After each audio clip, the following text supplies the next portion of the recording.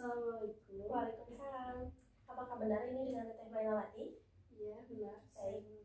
Ya, sebelumnya terima kasih karena telah meluangkan waktunya untuk melakukan sesi konseling pada kali ini.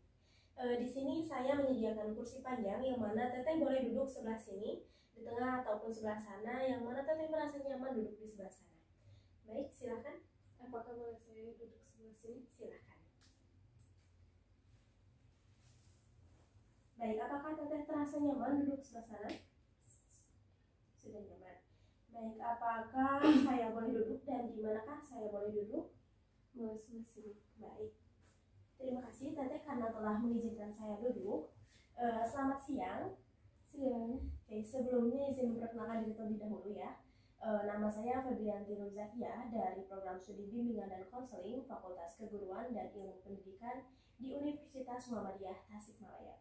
Untuk terasa lebih akrab lagi, Teteh boleh memperkenalkan dirinya terlebih dahulu. Perkenalkan, nama saya Mailawati Nurzakia. Saya dari Universitas Cipasung Tasikmalaya, Fakultas Ekonomi dan Bisnis, Prodi Bisnis Digital.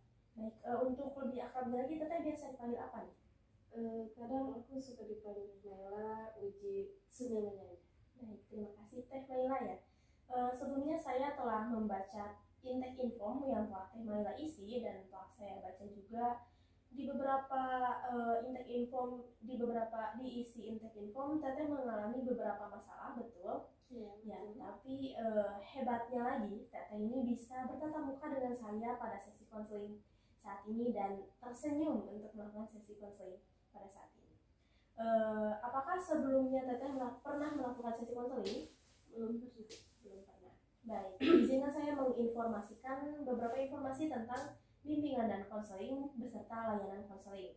Bimbingan konseling ini merupakan suatu proses pemberian bantuan yang dilakukan oleh konselor, yaitu yang memberi bantuan, dan kepada individu yang memiliki permasalahan, yaitu konseli seperti Teteh.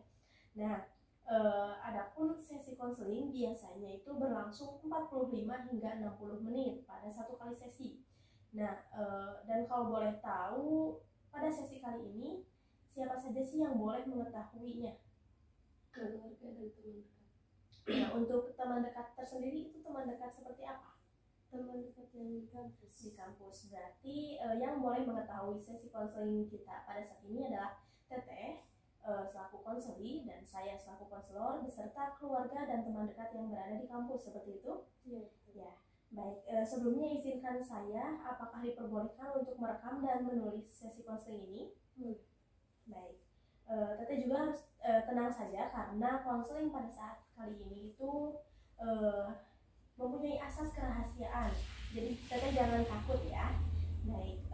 Terima kasih juga karena telah mempercayai saya selaku konselor untuk memberi bantuan kepada Teteh untuk menyelesaikan masalah kali ini. Nah, untuk permasalahan seperti apa sih yang Teteh ingin selesaikan pada sesi konseling kali ini?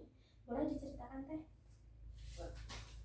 Jadi di kelas saya itu sedang ada masalah karena miskomunikasi antara mahasiswa dengan dekan. Jadi kan Universitas Cipasung sedang mengadakan UTS. Sedang UTS. Jadi ada beberapa teman saya itu yang belum menyelesaikan biaya masuk, terus bisa dimasukkan ke kelas karena mereka udah bertanya kepada dekan apakah boleh masuk atau tidak. Ternyata dekan itu bilangnya boleh masuk.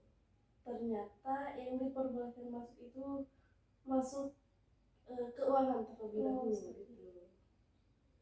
Baik, jadi Teteh di kelas Teteh mengalami permasalahan tentang adanya miskomunikasi antara mahasiswa tentang memperbolehkan izin masuk kepada ruang ujian, ke dalam ruang ujian, seperti itu. Adakah cerita lain yang ingin Teteh ceritakan?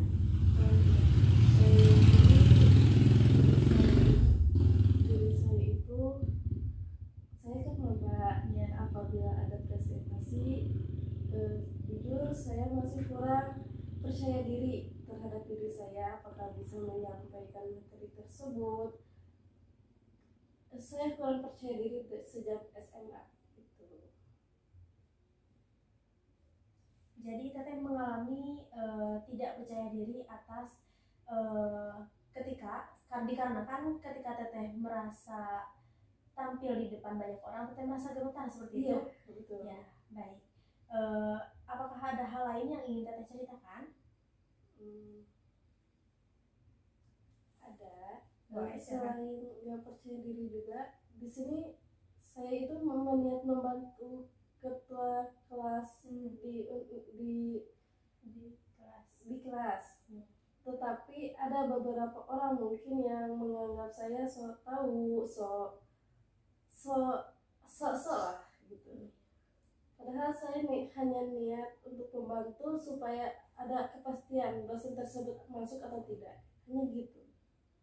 Oh, baik, jadi Teteh merasa kecewa atas perlakuan teman dikarenakan teman itu mengatakan Teteh sok tahu, padahal Teteh itu mencari kebenaran atas permasalahan seperti itu. Iya. Ya, baik, dapat disimpulkan bahwa pada sesi konseling ini Teteh mempunyai beberapa permasalahan. Untuk masalah yang pertama yaitu tentang permasalahan di kelas, yaitu adanya miskomunikasi antara mahasiswa tentang memperbolehkan izin masuk di ruang ujian seperti itu. Dan permasalahan yang kedua yaitu Teteh merasa kurang percaya diri dikarenakan Teteh sering merasa gemetar di depan umum.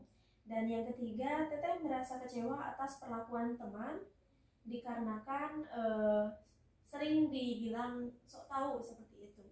Nah, baik, untuk sesi konseling pada saat ini, untuk sesi selanjutnya, permasalahan yang seperti apa, yang mana dulu yang pengen Teteh selesaikan? Lebih kepengen menyelesaikan yang percaya diri.